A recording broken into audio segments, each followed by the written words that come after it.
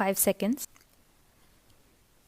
The Industrial Policy Resolution of 1948 was good so far as it went, but unfortunately, the spirit of it could not be understood or appreciated by the common man in this country.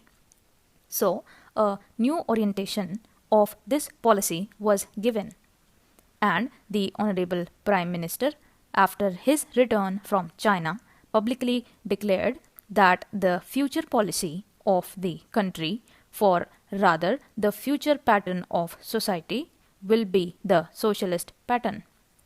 That was further emphasized by the resolution passed at the Avadi session of the Congress and later reiterated by Shri Debar, President of the Indian National Congress. I am very glad to say that the spirit of it has been caught by the nation today. If I may say so, the nation has taken up the challenge for securing the socialist pattern of society.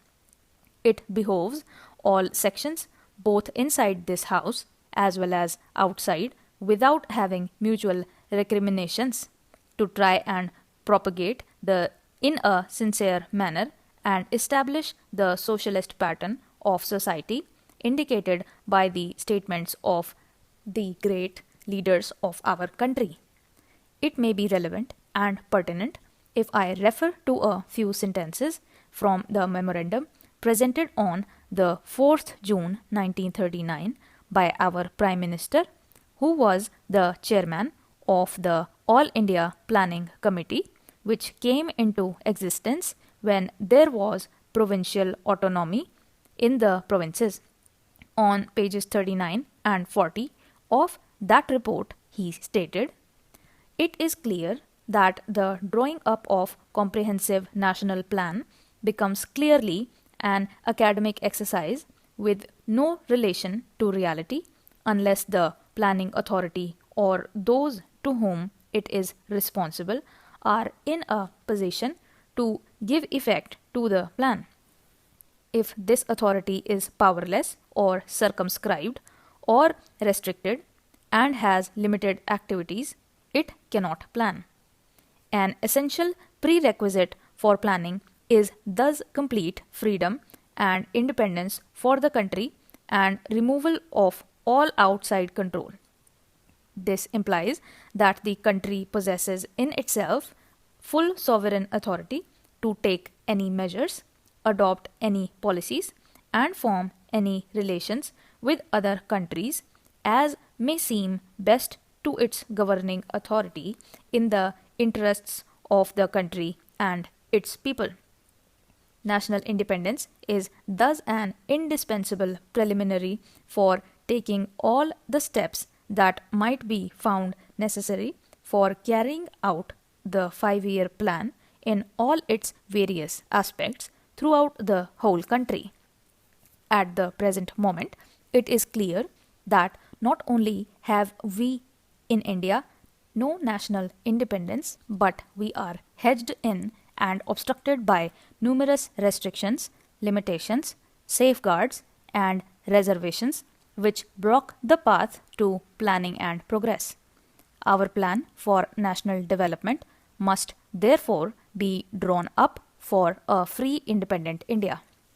Thanks to the sacrifices made by millions of our countrymen and countrywomen under the leadership of the father of the nation, Mahatma Gandhi, we have today secured complete sovereign political independence at a time when the nations of the world were engaged in the bitterest struggle using all the weapons of destruction. If, therefore, we have secured political independence during the period of a quarter of a century, it should not be difficult, especially when we are today masters in our own country, to secure a socialist pattern of society, as has already been indicated. But it requires the assistance, the propaganda, the active work of all those who are interested in this.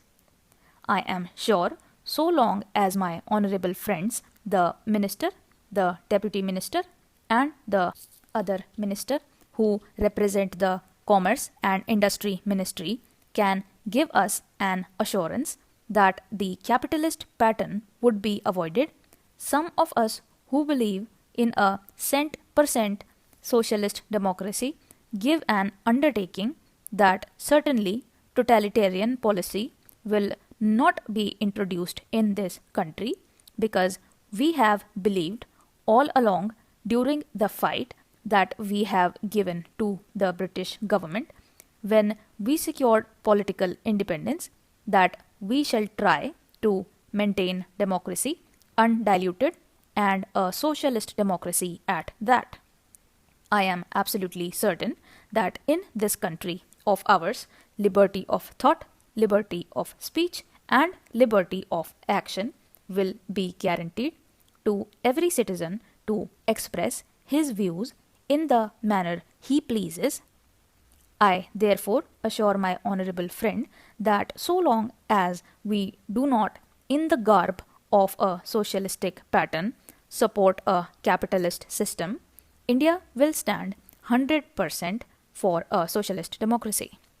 Now, luckily for us, the fundamental rights of the Constitution have declared that a citizen would be assured of many of the social amenities which will give reasonable comfort from the womb to the grave. But mere enunciation, as I have said many times, will not satisfy the common man unless the saying is put into effect. I am absolutely certain, therefore, that so long as there is a determination on the part of our countrymen, we will be in a position to secure a socialist pattern of society. It is not even possible to draw up a plan on any other basis.